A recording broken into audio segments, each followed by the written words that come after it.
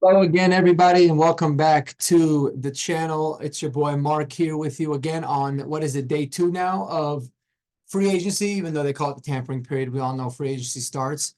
And it's been a little bit of a quiet day, Bronco wise, which I'm not super surprised. I mean, I guess I'm a little surprised about because they freed up about 20 plus $1 million in salary cap this morning by doing some restructures to Ben Powers and to who was the other one? Zach Allen, I believe. So we freed up some money. So I was like, oh, what are we going to go use this money for? I still think that there's a plan, but things are kind of calmed down, and I think now they're really just assessing, you know, who do they want to go after, what their target is, if they want to do any trades, if they wanted to go after any trades. I was a little bit disappointed, but a little bit not when I heard the news yesterday. Sam Darnold had elected to go to Minnesota versus Denver. It actually makes a lot more sense for him.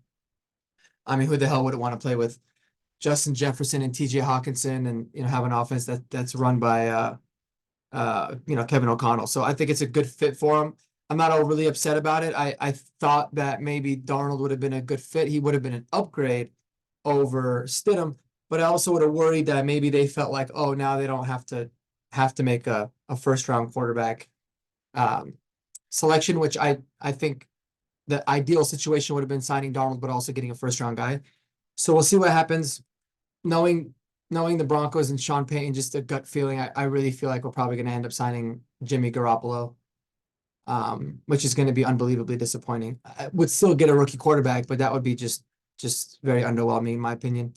Even though he'd probably be, I don't know, the best looking starting quarterback in the NFL. Doesn't really matter when you suck. So we'll see how that works out. Keep an eye out for Sam Howell. The Broncos trading for Sam Howell as well. That's something that I can see happening. So we'll keep monitoring him, man. We'll see how everything goes.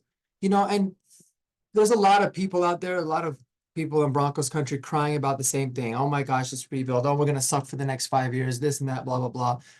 Here's a couple things that I'm thinking about. Firstly, we were going to suck anyways. The way that the quarterback was playing, the way that the roster was set up, the way that the lack of talent that we had on the team or just cohesion across the board was terrible.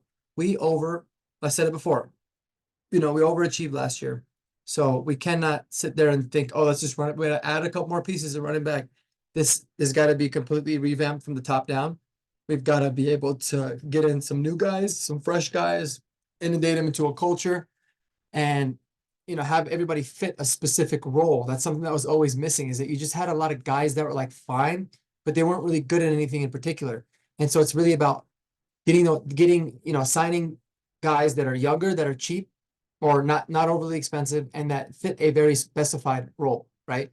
And so that's why I think the brand yesterday was really good, because he's a guy that provides you a lot of versatility, but now you can use him in a role where he's kind of like Kareem Jackson was, an in-the-box safety, somebody that can blitz, somebody that can have some cover skills, while allowing for PJ Locke to stand back and be able to cover the field, because PJ Locke actually has some crazy range, but they didn't really use him so much in that role last year because they had Justin Simmons, and they needed him to kind of fill in a different role that I don't think he was necessarily the most comfortable filling.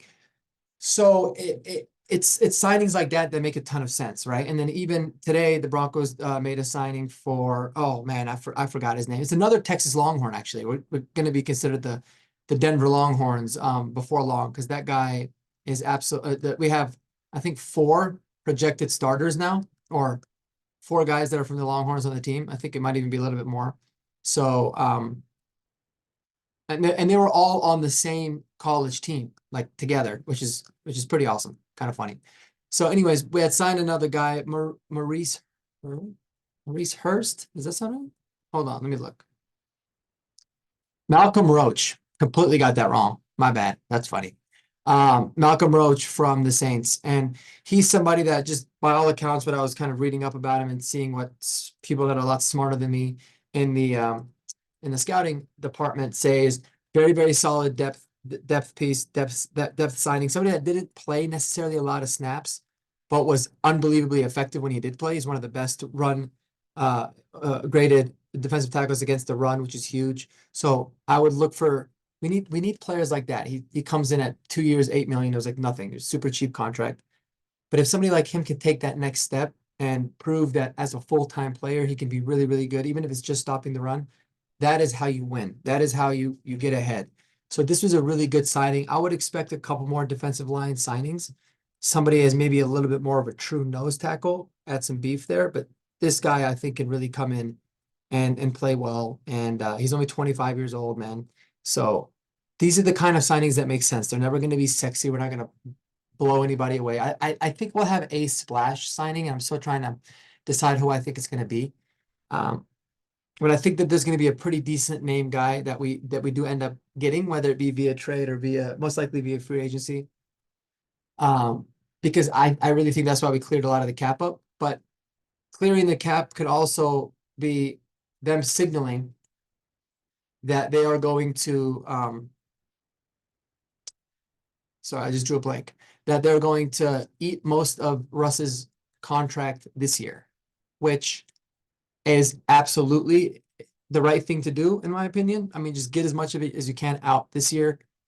You still have a decent amount of money to be able to make moves, even if you took on that extra $20-25 million. But you still have a lot of flexibility. You can still do something with Garrett Bowles. You can still do something with Courtland Sutton to be able to save. DJ Jones is still, I think he's somebody that they're really looking at, like, we're fine keeping him, but if we can upgrade there, then they have the flexibility to be able to get out or trade. So monitor that. I'd be fine with having him back, but I think that there might be potential to upgrade. But maybe Eric Armstead. Keep your fingers crossed for somebody like him. That would be a beast of a signing. Expensive one, but an absolute beast of a signing. And the longer the time goes without him getting signed, the better the odds work in our favor. So, we'll see with that. But anyways, hopefully some more good news to come. It looks like we got some of the numbers on Will Lutz, 2 years, 8.4 million. Man, where the hell did I go wrong? I should have just continued some sort of a soccer career or just focus on kicking. 4.5 million guaranteed.